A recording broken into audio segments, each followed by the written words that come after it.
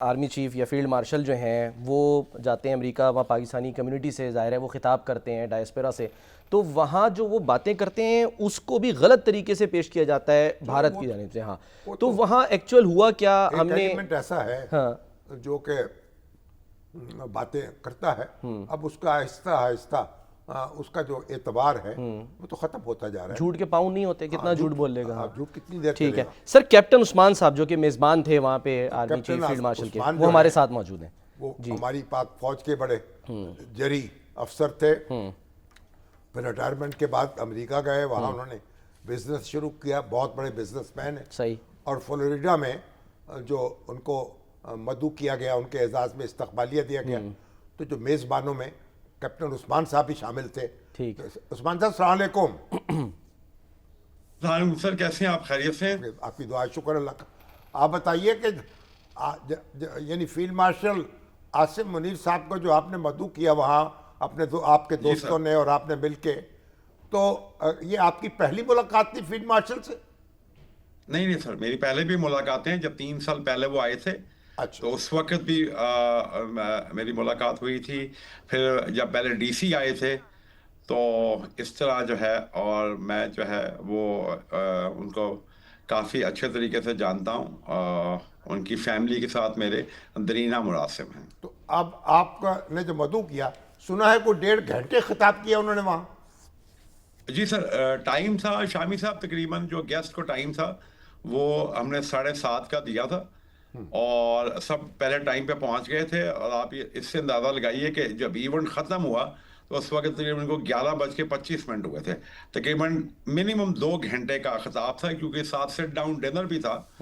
तो उन्होंने बहुत अच्छा एड्रेस भी किया। शुरका की तादाद कितनी होगी? सर तकरीबन कोई 175 to 200। ये कपल डिनर था।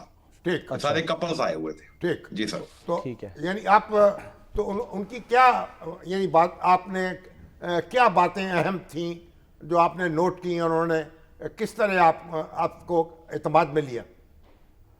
सर सबसे पहले तो उन्होंने 3-4 मेन टॉपिक्स है जिस पे उन्होंने बड़ी खुलकर बात की। एक तो उन्होंने कहा कि पाकिस्तानी कौम को मैं ये पैगाम देना चाहता हूँ, और अपने पाकिस्तानी भाइयों को, कि आपको बिल्कुल भी कोई फिक्र करने की ज़रूरत नहीं है। हमारा दिफा बहुत ही मजबूत है और मजबूत हाथों में है।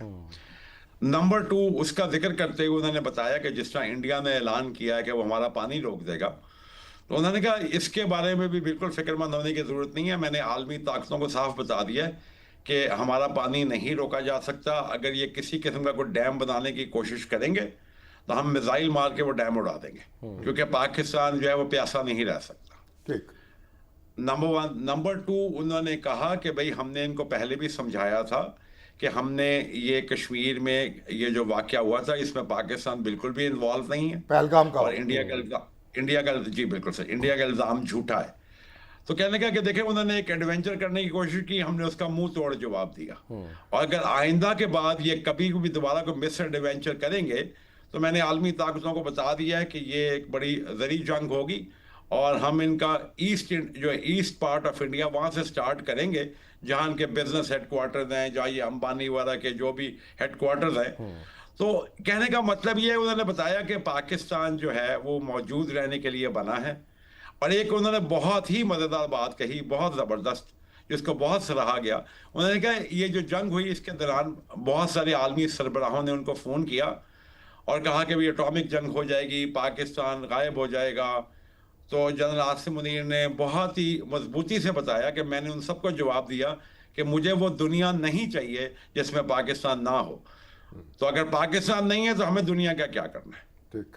तो ये एक बहुत ही हौसलामंद बात थी जिसको कम्युनिटी ने बहुत सराहा। मगर अब ये इंडियन लॉबी कह रही है, बाद लोग अमेरिका में, कि भाई इन्होंने तो एटमी जंग की धमकी दी है इंडिया को, और बड़े इस पर एहतजाज किया जा रहा है। तो एटमी जंग की धमकी नहीं सर, ऐसी कोई बात हुई या बिल्कुल भी सिरे से हुई नहीं बात? नहीं नहीं, ऐसी कोई बात नहीं हुई है। उन्होंने पाकिस्तान का पॉइंट ऑफ व्यू बहुत अच्छे तरीके से एक्सप्लेन किया, और उनका बताने का जो मकसद था, जो बात मुझे समझ आई, और बाकी भी कम्युनिटी मेंबर्स ने भी इसी बात से एग्री किया जो मैं भी एक्सप्लेन कर रहा हूँ, उनका बताने का जो मकसद था वो ये था कि पाकिस्तान के साथ छेड़छाड़ ना की जाए, हम एक पुरअमन मुल्क हैं, हम पहले ही दहशतगर्दी का निशाना है, उसके लिए हमने तकरीबन कोई 95,000 लोगों की जान की कुर्बानी दी है, मगर अगर हमें छेड़ा गया या हमें सताया गया या डैम बनाने की कोशिश की या हम पे हमला किया गया तो हम उसका भरपूर जवाब देंगे। उन्होंने कहीं भी कोई एटॉमिक जंग की कोई धमकी नहीं दी है, यह सब एक गलत प्रोपेगेंडा है। तो